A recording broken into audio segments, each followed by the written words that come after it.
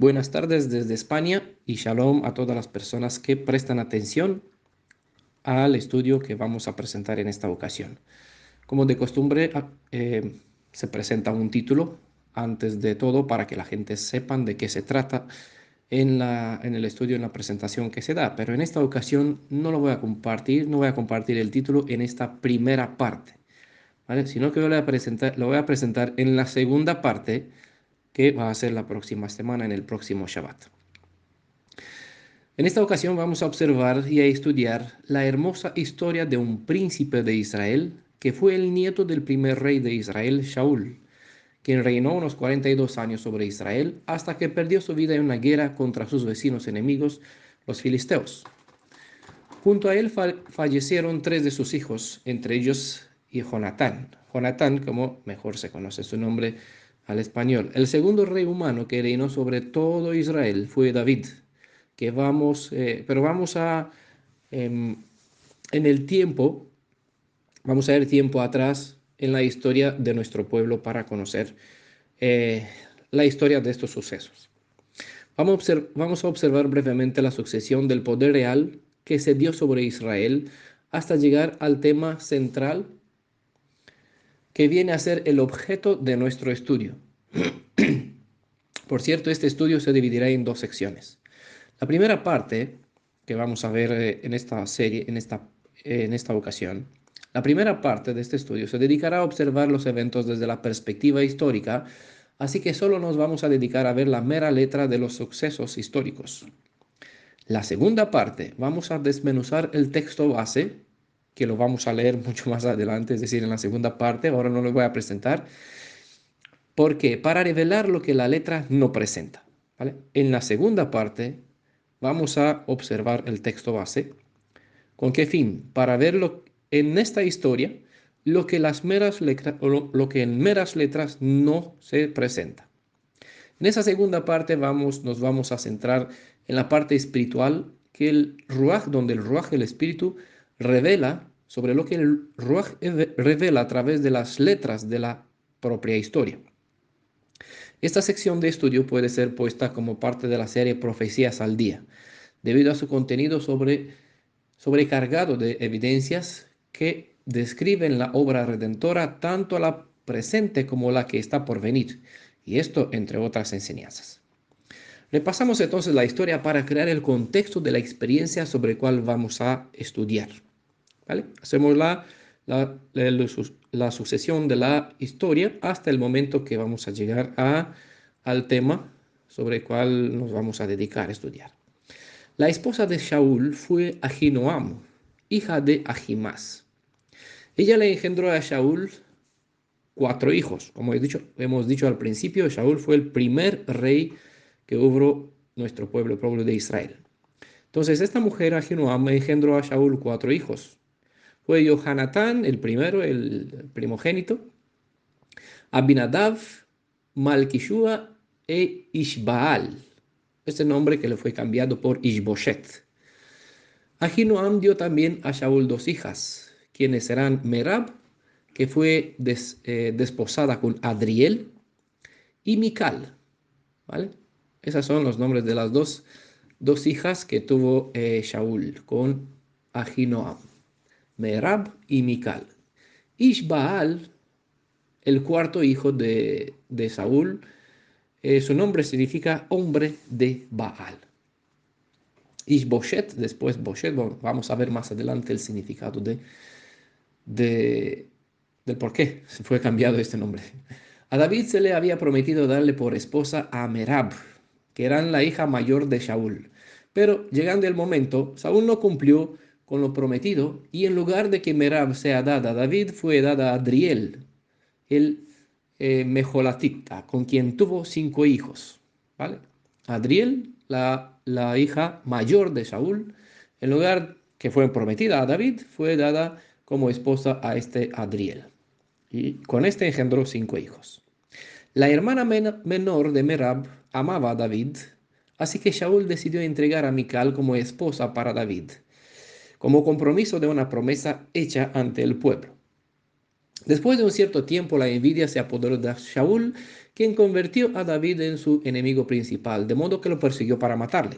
Durante el tiempo que duró la persecución a David por parte del rey Saúl, este tomó a su hija, aún casada con David. Bueno, aquí les cuento un poquito la historia, sin pasar por toda la sucesión, ya que hay muchos detalles. Espero que ustedes puedan leer la Biblia. Les voy a compartir bastante cita para que así vean el contexto, ¿vale? Y así se ubique dentro de la historia y asimilen bien todos estos datos, parte de la historia de nuestro pueblo. Entonces, en el transcurso de tiempo, cuando David fue perseguido tuvo que huir de su casa, de su lugar donde tenía su familia, ya nueva familia, eh, su esposa, la hija de Saúl, se quedó en la casa de su padre. Y en este momento, cuando David tuvo que huir, pues el rey Saúl tomó a su hija, aún casada con David, y la dio nuevamente en matrimonio, esta vez a Palti, hijo de Lais, de Galim, según se menciona en Primera de Samuel. Apenas después de unos 14 años, David recuperó a Mical, debido a un cierto castigo que David le impuso, pues Mical no pudo engendrar hijos, ¿vale? Aunque Mical murió sin tener hijos, aparece que tuvo 5 hijos según 2 Samuel capítulo 21, verso 8. Está aquí el problema en esta ocasión vamos a ver algunos errores, aparentes errores que aparecen en el Tanaj, en la secuencia de las historias, que algunas personas, pues, al no tener en cuenta los detalles, pues se confunden y se, pues, ¿qué dice? A ver, ¿quién es? ¿Tuvo o no tuvo hijos? ¿Murió con hijos o sin hijos? ¿A quién tuvo como esposo? Pues siempre aparece aquí esta confusión. Y una de ellas está en 2 Samuel 21, verso 8, donde aparece que Mical tuvo 5 hijos. ¿Vale? Ustedes separan el audio, el estudio, se detienen para ver y corroboran las citas. Pero sabemos que fue su hermana mayor quien se casó con Adriel, porque en 2 Samuel capítulo 21, verso 8 aparece Mical, que tuvo 5 hijos con Adriel. Pero por eso le presenté desde el principio que Adriel tomó como esposa a Merab, a hija mayor, ¿vale? La explicación de esta aparente contradicción es porque al engendrar Merab a su quinto hijo falleció. De este modo, Mical llegó a hacerse cargo de los hijos de su hermana, ¿vale? Es por esa razón que aparece como hijos suyos, pero no era hijos engendrada por ella, ¿vale? El jefe de ejército de Shaul se llamaba Abner, hijo de Ner y tío de Shaul. Kish era el padre de Shaul y Ner padre de Abner. Kish y Ner eran hijos de Abiel, de la tribu de Benjamín, ¿vale? Primera Samuel, capítulo 14, verso 51. Mejor tienen la cita para que así puedan observar los detalles. Los filisteos. Pues de este nombre el emperador romano Adriano cambió el nombre de la provincia de Judea por Palestina. Fueron los príncipes, los filisteos fueron los principales enemigos del reinado de Shaul, según se menciona en Primera de Samuel capítulo 14, verso 52. Todos conocemos, supongo, la historia del grandote guerrero filisteo Goliat, ante quien no había hebreo dispuesto a luchar. Es aquí donde aparece en escena pública el séptimo de los hijos de Isaí, David. Isaí tuvo 8 hijos: Eliab, Abinadab, Shammah, Natanael, Radai, Oshem, David y Elihu. Y también tuvo 2 hijas, Sarvia y Abigail. Esto según Primera Crónicas, capítulo 2, verso 16. Pues, de acuerdo con 2 Samuel 17, verso 25, las 2 hijas, las 2 chicas, aparecen ser de Nahas, creo. Se opina que Nahas fue el primer esposo que tuvo la mujer de Isaí, ¿vale? Son detalles que aparecen por aquí que si no se tiene en cuenta los distintos puntos de vista de las citas de las escrituras, como es Primera Crónicas 2:16 y Segunda Samuel 17:25, pues al leerse solo una parte de una realidad, uno puede confundirse y decir, a ver, ¿y este quién es Nahas? Si se supone que son las hijas de Sarvia, ¿no? Aquí la opinión más razonable que hay es que la esposa de Isaí tuvo un otro esposo antes que se llamaba Nahas y con él tuvo dos hijas, ¿vale? Al casarse con Isaí, las dos hijas pasaron a ser estar bajo la tutela de Isaí, por ende se convirtieron así en hijas suyas, sin que lo mismo que sucedió en el caso eh, de Mirab y Mical, ¿no? Mical se convirtió en madre sin que sean sus hijos, sino que eran los hijos de su hermana.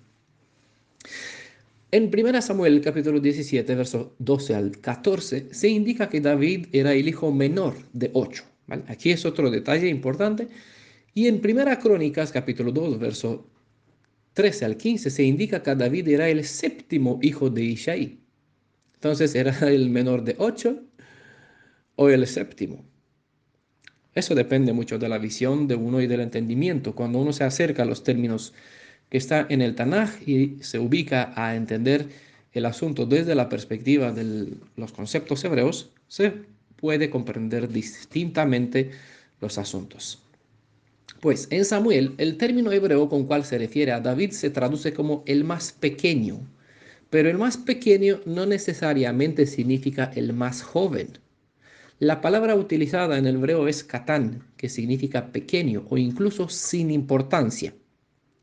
David era considerado como el menor de la familia y se refiere a su humildad, y eso se refiere a su humildad y posición, no necesariamente al menor en edad.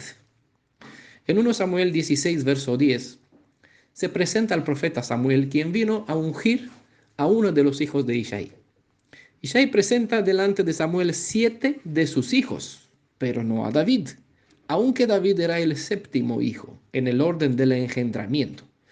Eso parece que David no era tan valorado por sus familiares como persona lista para ocupar una posición pública. A fin de cuentas, David solo era el hijo que cuidaba a las ovejas de la familia. Según la ley de la Torá, solo un varón que había cumplido ya sus 20 años podría ir al ejército, según se menciona en Números capítulo 1, verso 3, donde está esta ley en Israel, ley de Elohim de Israel.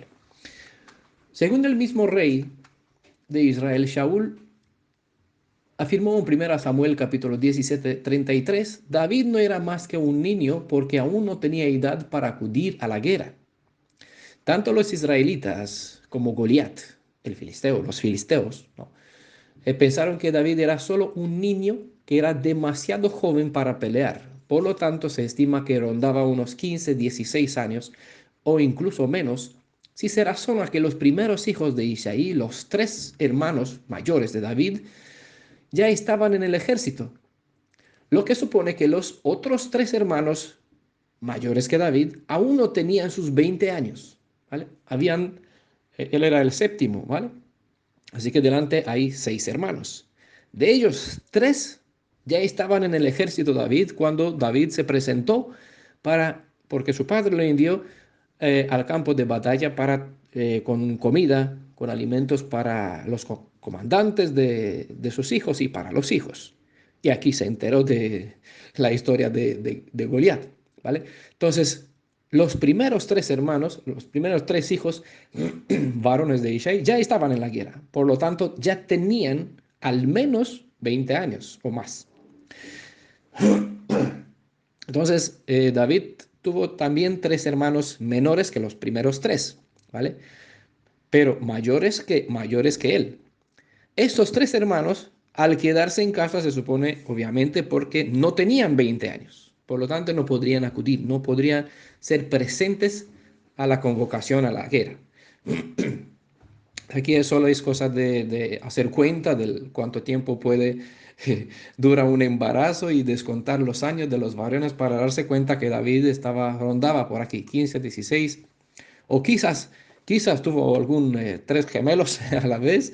Los 3 fueron hermanos que nacieron de una vez, o 2 fueron gemelos, bueno, trillizos o bueno. Eso no lo sabemos con exactitud, por eso se estima que por aquí tenía unos 15, 16 años. Y como otros 3 que estaban delante de él no pertenecía a la guerra, pues según la Torá, no estaban en la guerra, no eran considerados aptos para presentarse a la guerra, por ende inferiores, menores de 20 años. Después que David mató a Goliat, regresó a la casa de su padre, pero sucedió que Shaul abrió la puerta de su alma a espíritus ajenos al Ruach de Elohim de Israel, y como consecuencia la Shalom empezó a desaparecerle. Como David también era un buen cantante, fue llamado a tocar el arpa ante el rey, música que relajaba su alma atormentada. Pronto, debido a una cierta serie de circunstancias relacionadas con su futuro matrimonio con la hija del rey, David llegó a destacarse como un valiente guerrero. Y así llegó que Shaul lo nombrara jefe de su ejército.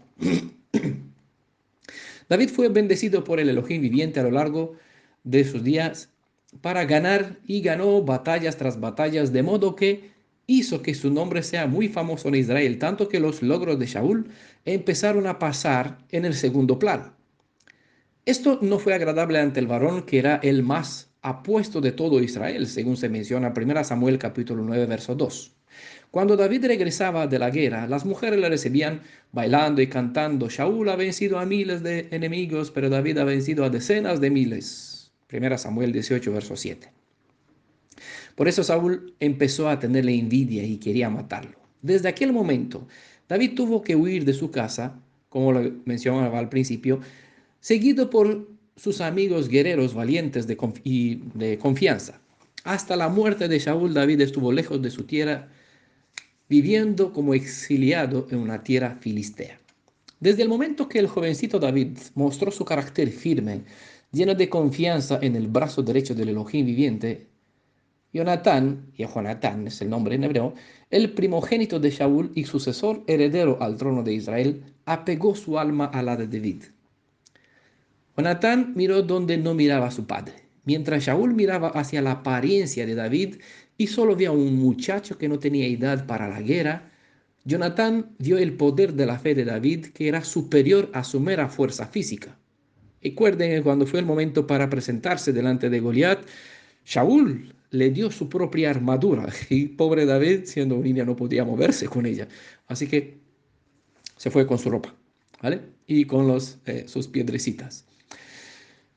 Eh, a diferencia de los soldados de Shaul, David no se dejó intimidar por el tamaño impresionante del filisteo Goliat. David, en lugar de mirar el tamaño de su adversario y el poder de sus armas y armaduras, simplemente confió en el nombre del Elohim de Israel, lo que lo hacía más fuerte que Goliat con todas sus armas y fuerza física, según eso se deja evidente en 1 Samuel 17, verso 45 al 47. El poder de la fuerza de fe de David se mostró superior a toda la bravura del ejército de Shaul, e incluso superior a la del propio rey de Israel, a pesar de que Jonatán estaba muy unido a su padre, como dice 1 Samuel capítulo 20, verso 2. Es posible que al ver Jonatán que a lo largo de los años su padre, el rey Shaul, había cambiado, y no para mejor, para ser de un hombre humilde, obediente y fiel, ahora llegó a ser un rey arrogante y desobediente. Casos como se pueden ver en 1 Samuel 15, versos 17 al 19 y el verso 26. La simple fe del joven David despertó en Jonatán también animó su espíritu, digámoslo. Y puede que Jonatán encontró en David la misma fe que él mismo tenía, según se puede observar en 1 Samuel 14, verso 6, porque tanto David como Jonatán eran hombres de fe, obraban, tenían confianza en Elohim, cosa que su padre pues la perdió.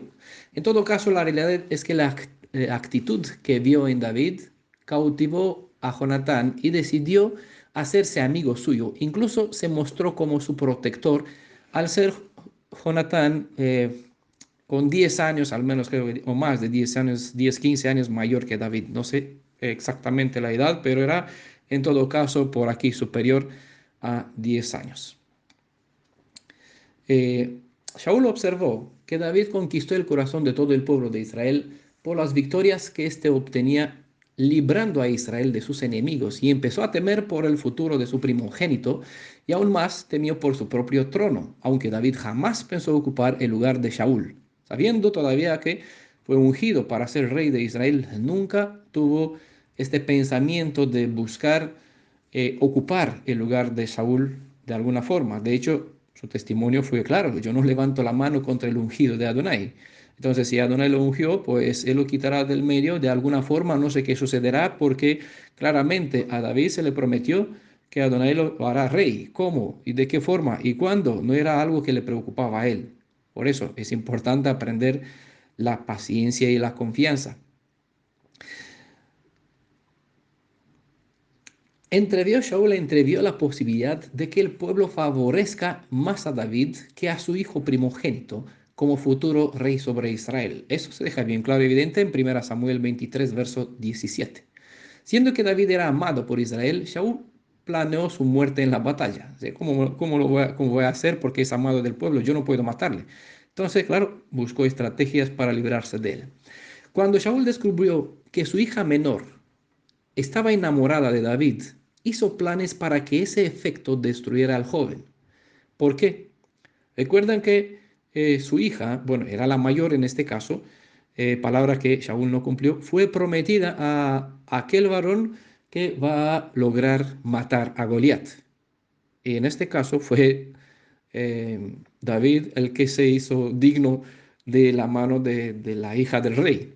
Pero claro, en aquel momento no tenía la edad. Y como su hija se tenía que casar, pues la entregó, supongo que pues, esta fue la lógica, la entregó a su hija mayor a otro varón. Y más tarde, pues sucedió que averiguó que su hija menor, más pequeña, estaba enamorada. Entonces, como es digno, como es normal, pues el varón tiene que tener un dote. Y como como David no tenía ningún dote, aquí se le ocurrió a Shaul una estrategia para aprovechar la muerte de David. Y, bueno, que se vaya, dijo Shaul, hizo planes para ese efecto destruir al joven. Le ofreció a David como esposa la mano de su hija, con la condición de que matara a 100 filisteos, esperando de este modo, que ya son muchos que uno mate a tantos, esperando que perdiera su vida en esta empresa. Sin embargo, David volvió con éxito de esta tarea, siguió obteniendo victorias, ganándose de esta forma el aprecio de la gente, y en consecuencia le fue entregada a la mano de Mical como esposa. Primera Samuel 18, verso 25 a 30, o mejor para que ustedes lean y vean el contexto. Más tarde, cuando David se vio forzado a huir de la ira de su suegro, Mical le ayudó a escapar. Después, Shaul intentó que los miembros de su casa, en este contexto, los miembros de su casa, todos sus siervos y su hijo mayor incluso, participaron, quiso involucrarlo también para participar en un complot para matar a David. Pero en este contexto, Jonatán era un hijo leal, muy fiel a su padre, lo honraba mucho a Saúl, a su padre, pero también era un amigo leal, ¿vale? En 1 Samuel 19, verso 1, y del verso 11 al 17 pueden encontrar esta historia. No hay evidencia que Johanán fue involucrado para participar a este complot para matar a David, sino todo lo contrario, que fue quien le avisó, ¿vale? Y de este modo, Mical pues usó una estratagema para engañar a los siervos de su padre, y hizo escapar a su esposo. Bueno, salió por la ventana y huyó. En este momento, Shaul, lleno de envidia, buscando la muerte de David, en su loco celo incluso quiso matar a su propio hijo, quien siempre defendía a David. Como hemos dicho, él se hizo amigo, pero también se hizo su protector. A ser mayor, en este caso, se convirtió en su protector. En 1 Samuel capítulo 20, verso 33, por lo raro que suena, dice: entonces Saúl arrojó la lanza contra Jonatán, no para herirle, sino con la intención de matarlo. Jonatán comprendió que su padre realmente quería matar a David, porque hasta este instante siempre tuvo la intención de librar, poner una buena palabra, hacer a su padre aplacar, si esa es la palabra correcta, eh, rebajarle su enojo para que no vea así con malos ojos a David, porque no era su enemigo. Pero con esta ocasión, cuando su padre lo quiso matar lanzando su lanza hacia él, pues le quedó bien claro que no había forma alguna para reconciliar a su padre con David. Con el tiempo, el odio que Saúl sentía por David se convirtió en una obsesión, de modo que lo persiguió por todo el país con su ejército, hasta que David tuvo que huir en la tierra de los enemigos de Israel para preservar allí su vida y la de sus hombres. Aunque, como sabemos de las evidencias, si hubiese que David, eh, si tuviese que David luchar contra el ejército de Saúl, lo hubiesen vencido, porque los hombres que tenían con él eran de renombre todos buenos, que manejaban bien espada, adiestrados en la guerra. Entonces no había, era una fuerza de élite. Tenía unos 600 hombres valientes y no había un problema para destruir el ejército de Saúl. Pero claro, era el problema que tenía que luchar en contra de algo que Elohim le prometió que se lo va a dar de una forma tranquila, no de esta forma. No tenía que luchar para matar a sus propios hermanos a fin de que reine así por la fuerza. Ante estas circunstancias, Jonatán, al ver a su padre de esta forma decidido, entendió que llegó el momento para despedirse de su amigo para siempre, ya sabida que su padre, al ser desechado por Adonai como rey, su propio futuro era comprometido porque el Elohim viviente ya había ungido a David para gobernar en su lugar. Según Proverbios 27, verso 15, que dice, voy a leer de la edición Oso: hierro con hierro se aguza y el hombre le da ánimo a su amigo. La amistad entre David y Jonatán se afirmó de tal grado, ante la vista de lo sucedido, establecieron un pacto, una alianza entre ellos y sus descendencias. No hace falta que nuestros amigos tengan nuestra misma edad o nuestras mismas inclinaciones. Lo que sí nos conviene es que tengan una fe auténtica. Como Jonatán y David se fortalecieron mutuamente y se animaron el uno al otro muchas veces, de modo que los formó a afrontar y superar eventos difíciles que llegaron en sus vidas. Hierro con hierro se aguza.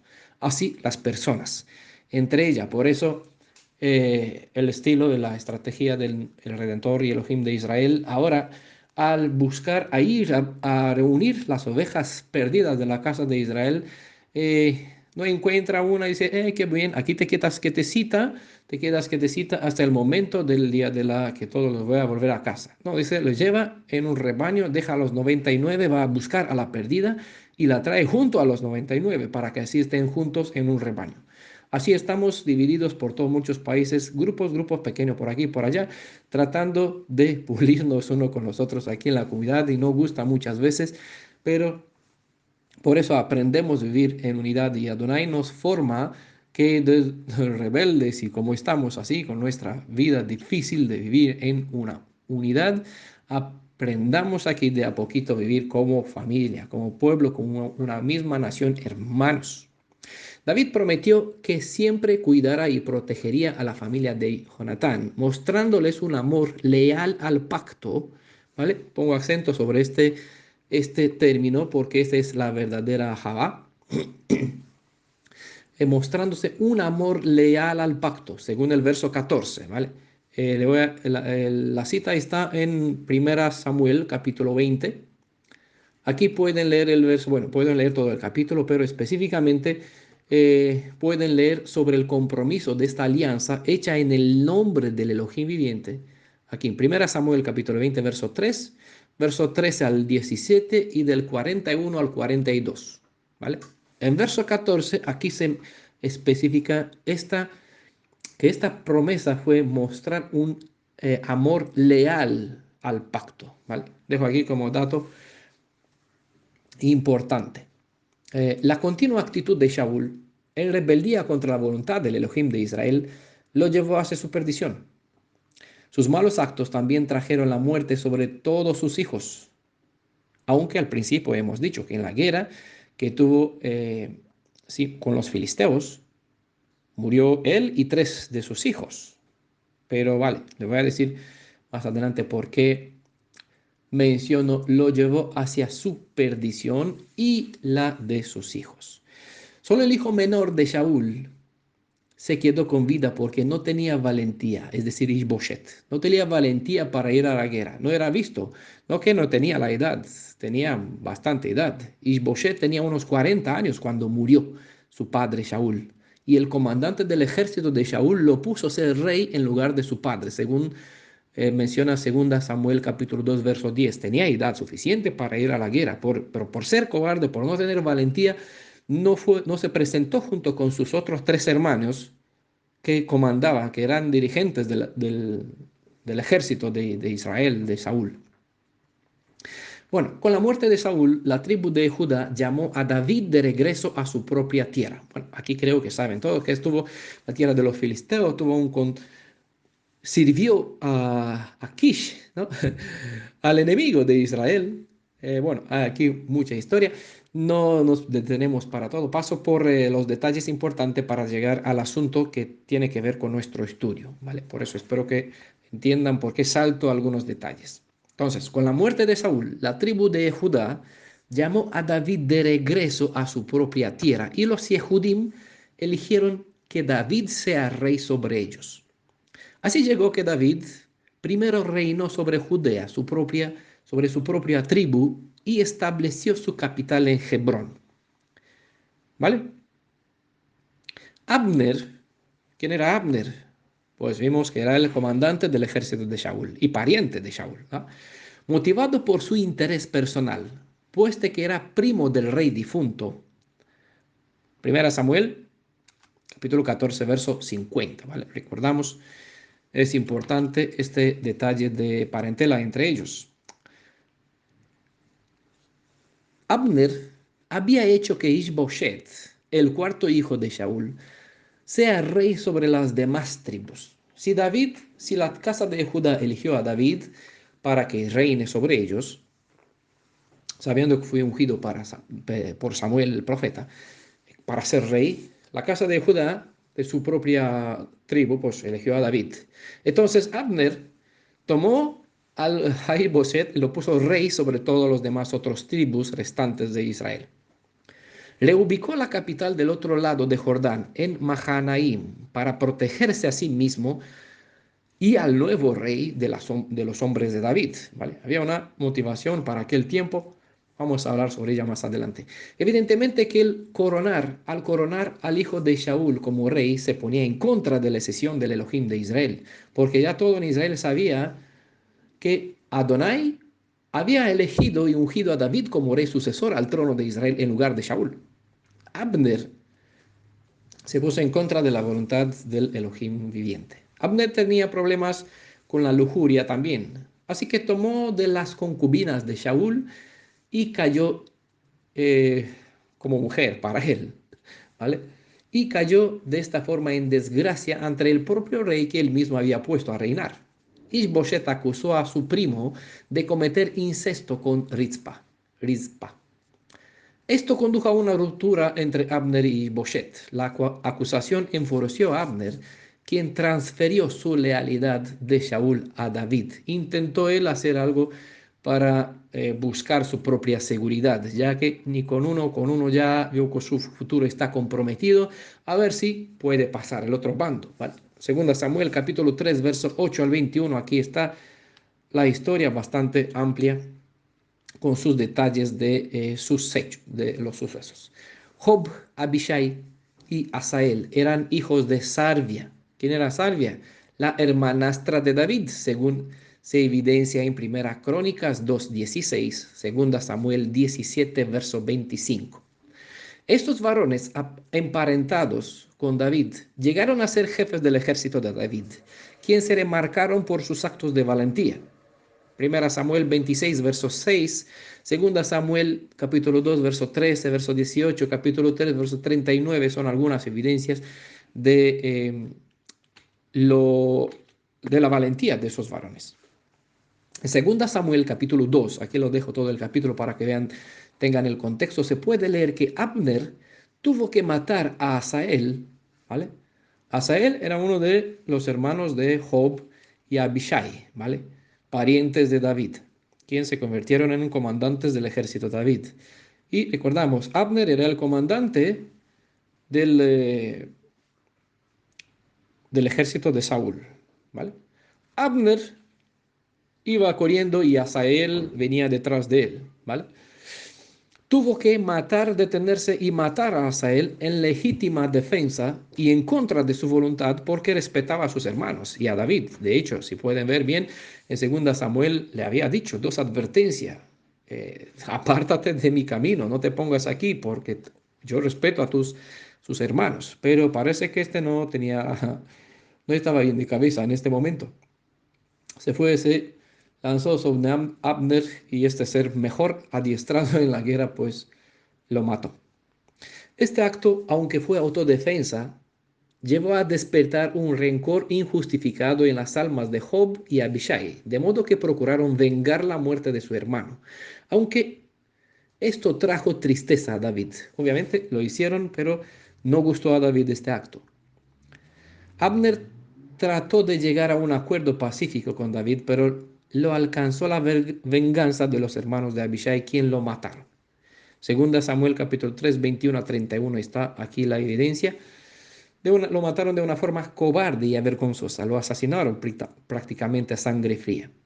Por esa razón, cuando David murió, antes de morir, encargó a su hijo Salomón no dejar en vida, porque la justicia es justicia, se tiene que cumplir. A veces la misericordia, la tolerancia, tiene su límite de tiempo, se le dejó vivir, pero la justicia lo alcanzó. Mandó a su hijo Salomón haga justicia y mate a Job, ¿vale? A su pariente, quien fue el comandante principal de su ejército. Este murió agarrado de los cuernos del altar en el lugar santo, porque el lugar santo, el arca de la alianza, no puede servir como amuleto de la suerte para proteger la vida de una persona. Joab dijo, no moriré, aquí moriré. Sí, Samuel y Saúl, perdón, eh, Sam- Salomón dio el orden, si allí quiere morir, aquí mátelo. Y fueron dentro del lugar santo, santísimo, y aquí mataron a Job cumpliendo la justicia. Eso es una lección, hay muchas lecciones por aquí para aprender de la venganza, del odio, del rencor, de no usar las cosas santas como amuletos, porque ante la justicia, pues la misericordia tiene su límite. Ahora, el nuevo rey de Israel, Ishbosheth, fue un hombre a quien le faltaba el valor y fue Abner en cuya sombra vivía. Este rey no supo sacar valor para su persona del Elohim de Israel, sino que sacó valor de un mero hombre, olvidando que el hombre puede ser quitado de en medio en cualquier momento, y esto fue lo que sucedió. Cuando Abner murió, Ishbosheth se quedó sin nada.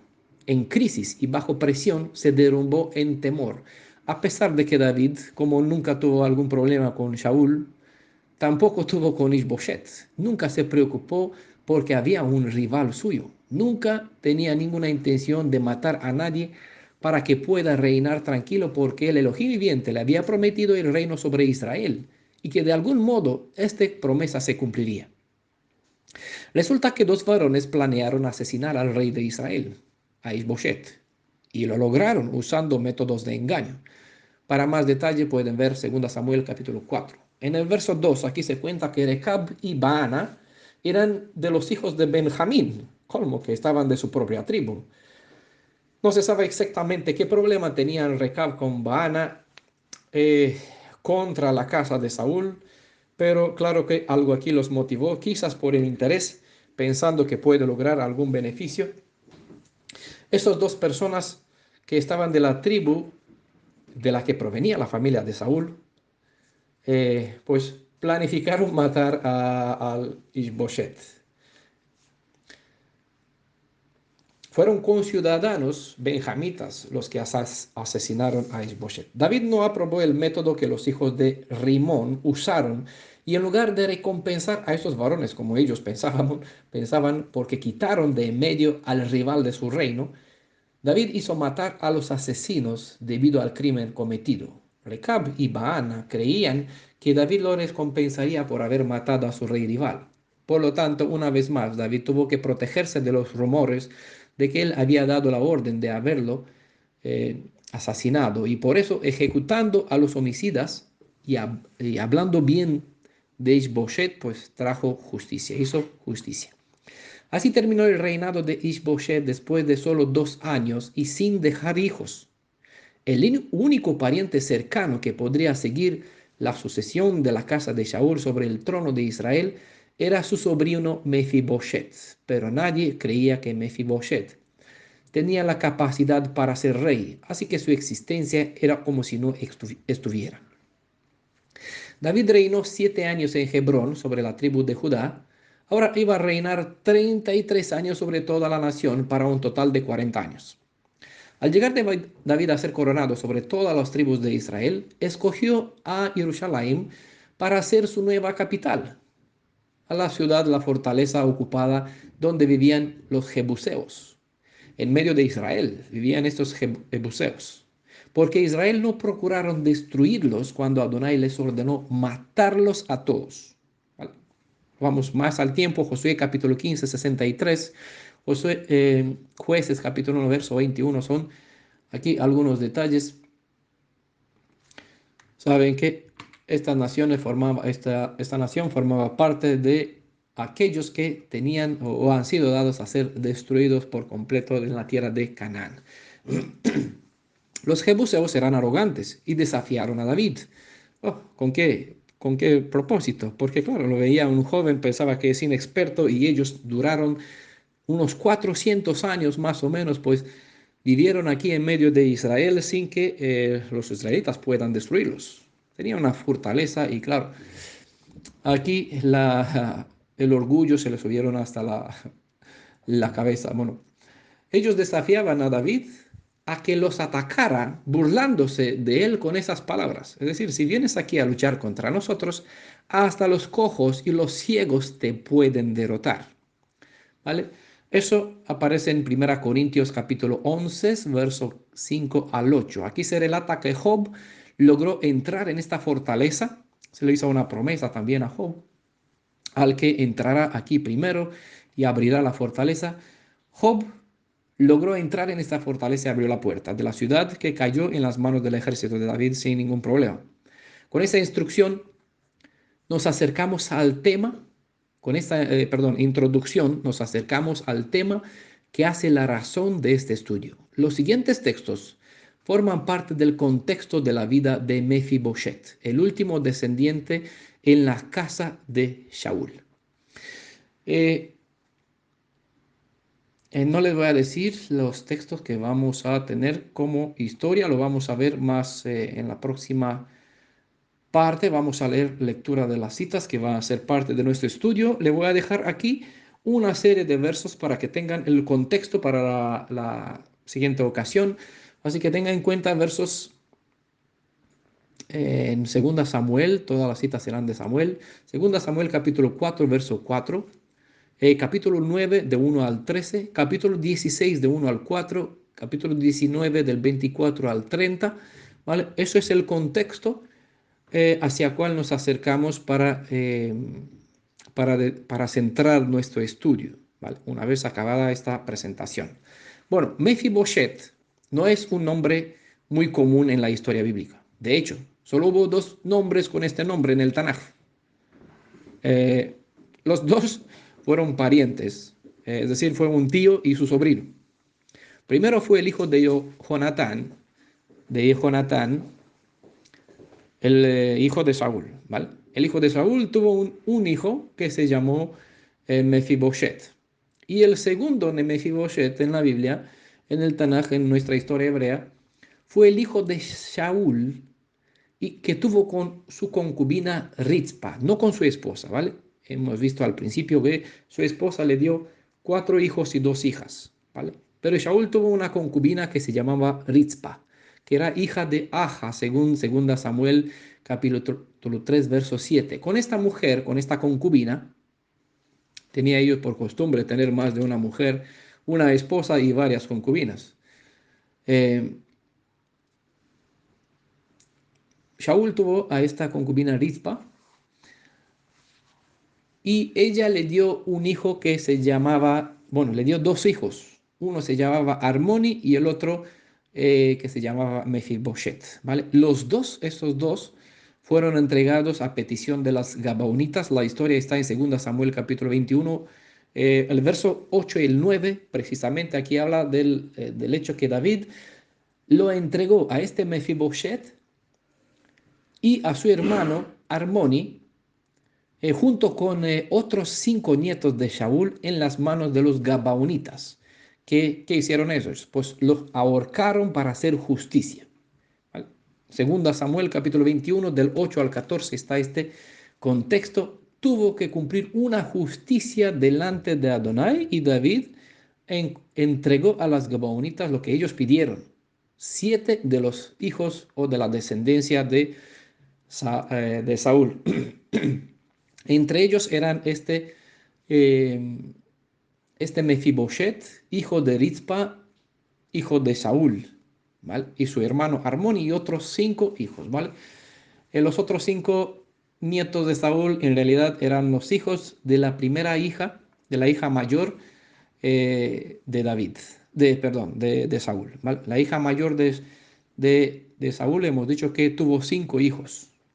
Estos 5 hijos, junto con los 2 que tuvo la concubina de Saúl, Rizpa, fueron entregados en las manos de los Gabaonitas. No vamos a entrar en este detalle, pero es un punto también dentro de la historia que trae su propia enseñanza. Bueno, seguimos con nuestro asunto. Según el relato de la historia, Mefiboshet tenía solo 5 años cuando su padre y su abuelo murieron en la batalla de Gilboa.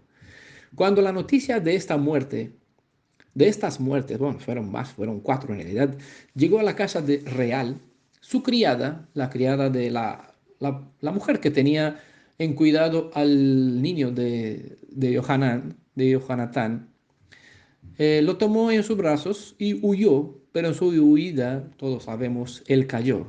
Se le cayó de los brazos y quedó paralítico de por vida. Segunda Samuel 4, verso 4 es una de las citas que mencioné antes, que forma parte de el contexto al cual vamos a dedicar un estudio más amplio. Dice segunda Samuel 4:4, y Jonatán, hijo de Saúl, tenía un hijo lisiado de los pies, tenía 5 años de edad cuando llegó de Jezreel la noticia de la muerte de Saúl y de Jonatán, y su nodriza le tomó y huyó, y mientras iba huyendo apresuradamente, se le cayó el niño y quedó cojo. Su nombre era Mefiboshet. Mefiboshet nació como príncipe en un palacio con todas las comunidades y cuidados de su época. Así creció hasta cumplir sus 5 años de edad. Del mismo modo como Abner llevó lejos de David a Ishboshet, por la misma razón fue llevado lejos Mefiboshet. Era costumbre de la época, como les decía antes, que les voy a mencionar por qué, que los reyes mandaran matar a todos los familiares del rey anterior para evitar que alguno de ellos, cual se sentía con derecho de ser rey, llegase a querer apoderarse del reino. Es lógico pensar que Mefiboshet, por ser nieto de Saúl y además hijo del que debería ser rey, el segundo al sucesor, Jonatán, pero ahora ya muerto, podría sentirse con derechos de querer ser rey, aunque como hemos dicho, Mefiboshet no era visto por nadie como posible rey, ya por eso ni se contaba su existencia. En el alboroto, debido a la situación, ¿no? En el alboroto que se dio con la muerte de Saúl y de sus principales hijos, la nodriza de Mefiboshet, al ver que el niño corría peligro, se lo llevó lejos en una tierra donde sabía que nadie se atrevería a buscarlo. Para evitar ser asesinado por los enemigos de su familia, creció y vivió refugiado lejos de Jerusalén en una tierra llamada Lodebar, donde fue criado y cuidado por la generosidad de un hombre llamado Maquir, hijo de Amiel. Aunque no había ninguna razón de parte de David para que ellos huyan, pero bueno, ellos huyeron, la historia se dio así. Y nosotros la leemos tal como se presentó. Que ellos tenían su miedo debido a un cierto concepto que se practicaba en aquel contexto es otro asunto.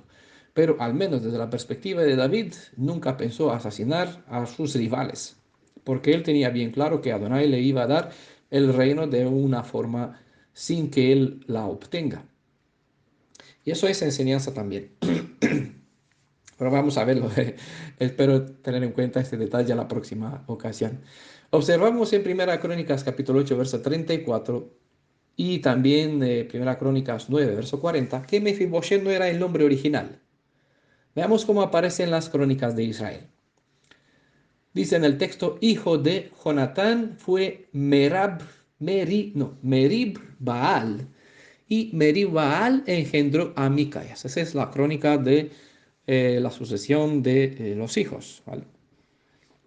Jonatán tuvo como hijo a Merib Baal. Y Merib Baal engendró a Micaías.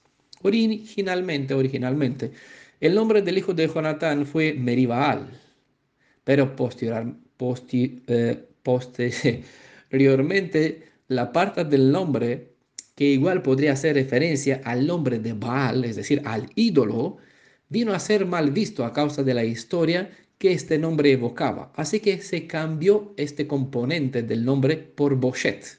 En lugar de Baal se puso Boshet, que significa vergüenza. Le decía al principio sobre el nombre de Ish-Boshet, ¿vale? Boshet es vergüenza.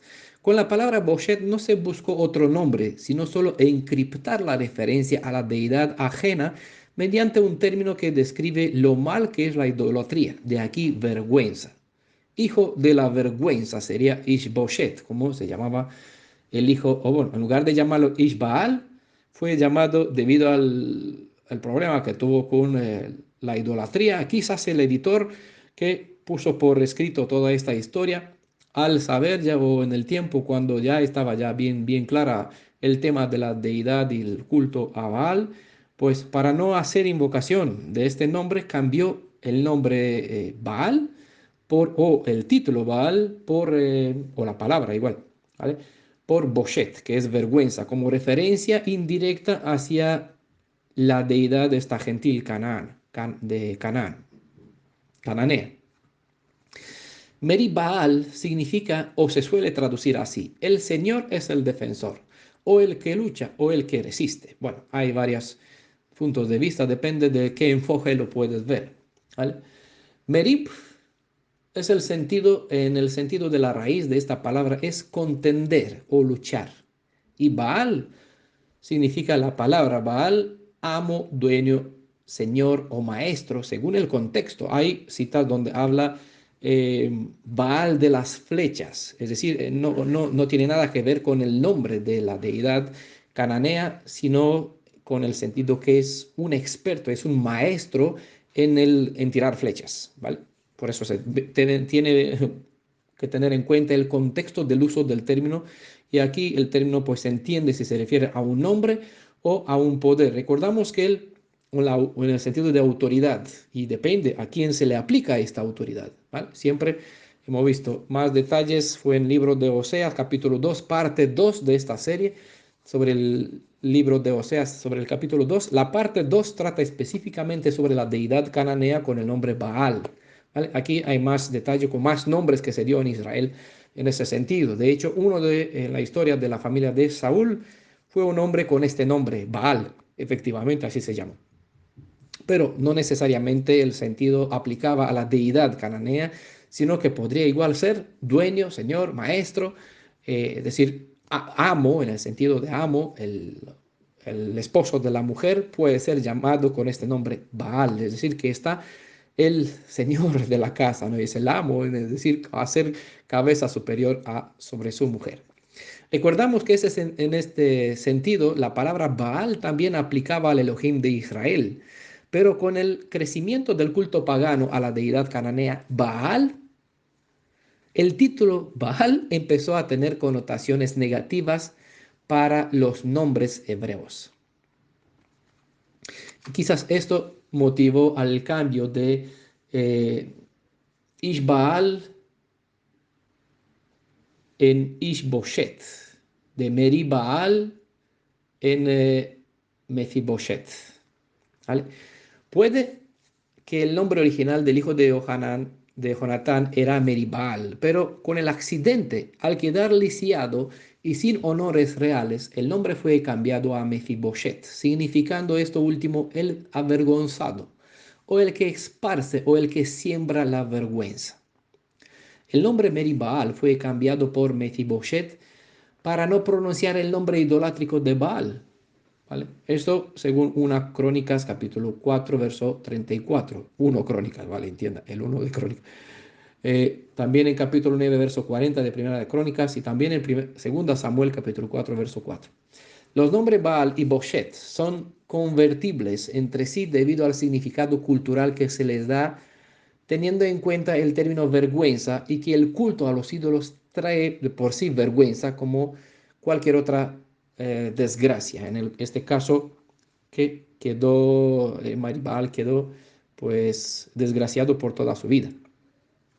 Meribal, es decir, Mefiboshet, en un solo día le sobrevinieron muchas desgracias. Murió su abuelo, murió su padre, perdió la posibilidad, a tus tíos, perdió la posibilidad de llegar al trono, perdió las comodidades del palacio, perdió su dignidad debido a su problema con las piernas, que se quedó inválido toda su vida.